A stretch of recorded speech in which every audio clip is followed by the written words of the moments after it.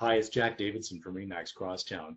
You know, at our company meeting yesterday, we had a pretty lengthy discussion on something that we're starting to see a lot more of these days in this current red hot market of ours, and that's the whole subject of handling competing offer situations, sometimes referred to as bidding wars.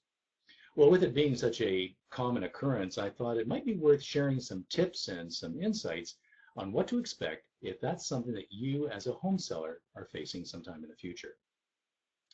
Well, under existing Ontario law, in a competing offer situation, there are certain pieces of information that the seller's representative must, by law, give to all the competing buyers. So number one would be the number of offers that have been submitted. Number two, whether any of the buyers are represented by the same brokerage as the seller.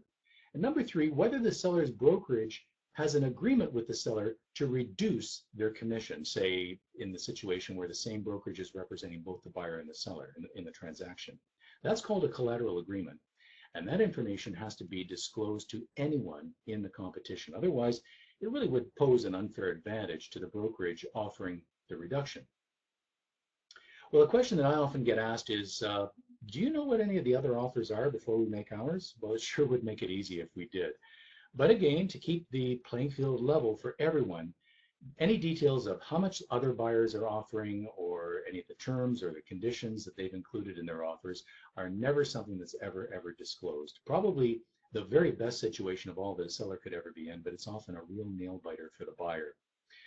Well, once your offer has been submitted, the seller can then choose to accept your offer or flatly reject it, of course, or even make a counter offer back to you. Now, oftentimes, especially if some of the offers are very close, the sellers will give either one or a few others of the buyers a chance to improve their offer before coming back and making their decision on which one that they'd like to take. So remember, you might only get one chance to improve it, so it's always best to come in with your highest and best.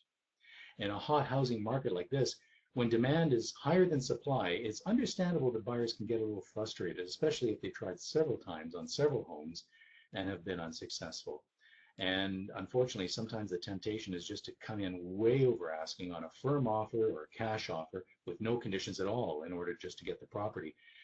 Well, as a buyer, if you discover that your offer will be in competition, you might want to really consider a few things. Number one, how much you can really afford and what your maximum price would be. And think very carefully about making certain decisions on waiving conditions like a home inspection, for instance, because remember, it's always better to be unsuccessful and wait for the next one rather than have regret later. Buyer's remorse can last a very long time. Well, competing offers aren't going away anytime soon, and while it can be a very exciting situation for buyers and sellers, the less you allow yourself to get too caught up in that excitement of it, the more likely that you'll end up making the right decision. Until next time, I'm Jack Davidson. Thanks for watching, and enjoy the rest of your day.